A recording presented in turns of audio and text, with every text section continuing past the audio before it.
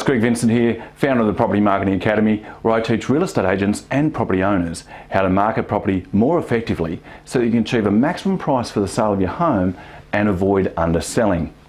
Have you ever wondered whether or not the Christmas market is actually a good time to sell? Well, over the years, I've heard a lot of people who've said, oh look, we're just going to put it off until after Christmas, we'll put the property on the market in the new year. And yet, sometimes I don't think people quite understand the advantages around having your property in the marketplace over that Christmas period. And that's what I want to talk to you about today, because over the 20 years or 20 plus years that I've been in real estate, we've often found that this Christmas period is quite a good time in the market to secure a buyer and sell your property for a really good price. Because with all the Christmas parties and everything else going on, what we find is that the level of inquiry in around this time frame isn't as high as what it is in some of the other months. But yet the people inquiring are generally in a situation where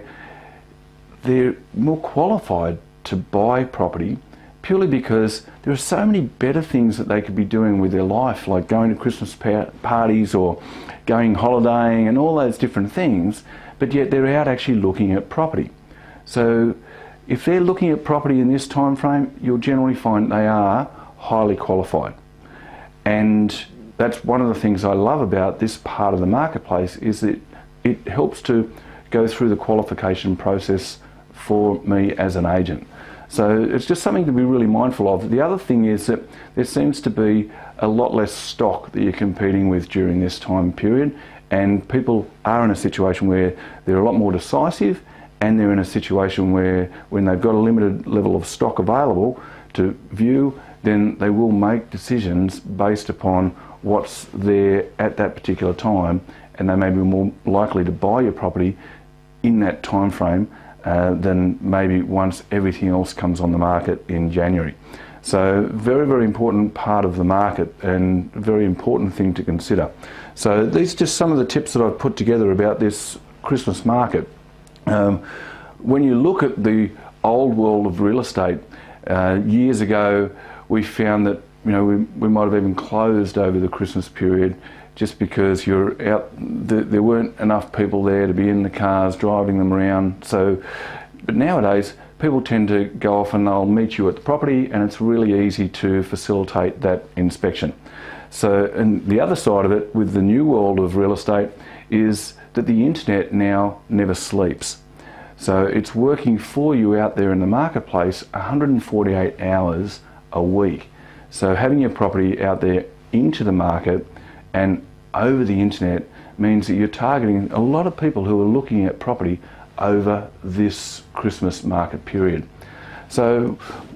a couple of things around this that I want to talk to you about, because if you are thinking about, oh, we'll hold off and put our property on the market in the new year, I just wanted to talk to you about some of the things that you may want to consider. Because when you look at putting your property on the market, especially in New South Wales, the New South Wales regulations require that you must have a contract of sale prepared prior to putting your property on the market. So it's very, very important, this first part, having that contract and understanding that you need to actually have those contracts available for the buyer to inspect prior to even putting your property up onto the internet or advertising in the paper and all those different marketing mediums. And a lot of people don't quite understand that how important that is when it comes to actually being able to put your place into the market. And what tends to happen is that towards the end of December, the solicitors and the conveyancers go on holidays, and they normally come back about the first or second week of January. Now, when you're getting the contracts prepared, normally the thing that takes the longest time period to obtain is a thing they call the 149 zoning certificate, and that's issued via your local council. Now, that can take a week to 10 days sometimes for that to be issued, And if you're in a situation where you're going to hit the market early in the new year, the problem is that when your solicitor or conveyancer comes back in the first or second week of January, then they organise to get your contracts prepared. You can't commence marketing the home until about the end of January, which then means that all these people who have said, oh, we've decided to wait until the new year to go onto the market, all of a sudden you've got this glut of property that's hitting the market at the end of January, early February. And a lot of it's purely because people are having to wait for the contracts to come through from the solicitor conveyancer. So it's very, very important that you understand that's part of the process, and that can be a major restriction on having your place hit the market at the time frame that you want to, if you are thinking about having it go on the market in the new year. So that's the first point. The second point is the photos that you're taking on your property. If you're in a situation where you're deciding you want to put your property on the market during this Christmas period, one of the things I would look at doing is I would remove your Christmas decorations out of the photos. The reason for this is that when your place hits the market, and whilst the Christmas decorations look fantastic during December, if you haven't sold your property prior to Christmas, you'll generally find that then it comes into January, into the new year, and by about the middle of January, those Christmas photographs are going to start to look old and stale. So it's important to make sure when you are getting your professional photography done on your property that you make sure that you remove the decorations. I know it's a bit cumbersome, you might have to take them down and then put them back up, but it's a really important part of making sure that you don't make your photos appear stale when your property's appearing out there in the new year. So very, very important point. And the third point is a lot of people underestimate the actual web visits and the online activity that's taking place over the Christmas market period. See, a lot of people have more time now to actually go on the internet, catch up as a couple, they've got time together as a family to then go through and have a look at property. You'll generally find that the web statistics go up, the visitor traffic on sites like realestate.com.au and domain.com.au tends to spike during that Christmas, New Year holiday period, where people are in a position where they're starting to look at different alternatives, different areas they may want to consider living, and thinking about what they're going to do in the new year. So very, very important not to underestimate the level of activity that takes place in the online space over that Christmas period. The other thing that's vitally important to understand is that your property, when it goes out there into the marketplace, it's not out there in isolation, it's out there in competition. So if you can get ahead of the competition and have your property featured in an environment where there's not as much competition, chances are that you'll actually get a higher price, because the markets are always driven by supply and demand.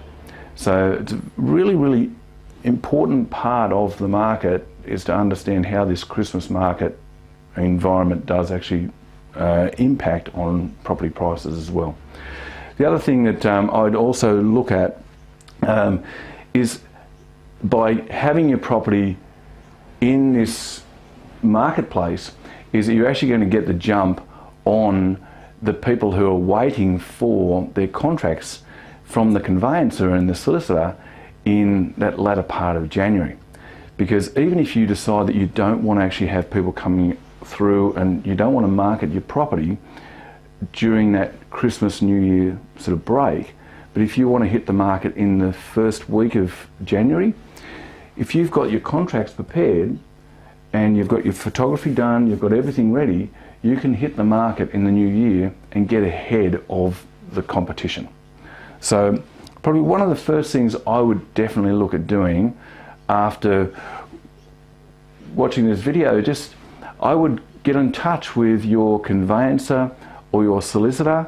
and get them to at least prepare the contract of sale for you.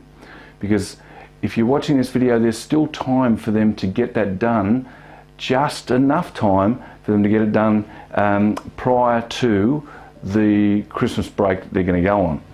Now, if you're actually watching this and your conveyancer says it's a little bit late, or if your conveyancer is in a situation where they're actually on holidays, one of the things I would look at doing is I would go to your local council and I would actually apply for the 149 zoning certificate yourself. So that way you've got the 149 zoning certificate ready for when your conveyancer comes back from holidays or your solicitor comes back from holidays, and then they can order all the other items, the sewer diagram, the title search, and put the contract together. So you'll at least, by doing that one thing, you'll be in a position where you can actually get ahead of the rest of the people out there putting their place on the market in the new year and having to wait for their contracts. So that's part of the New South Wales regulations. As I mentioned, you've got to get those contracts prepared before you can commence marketing. So I hope you've found this helpful, and if you've got any questions at all, please feel free to get in touch with me, and I'll look forward to catching up with you on the next video. Bye for now.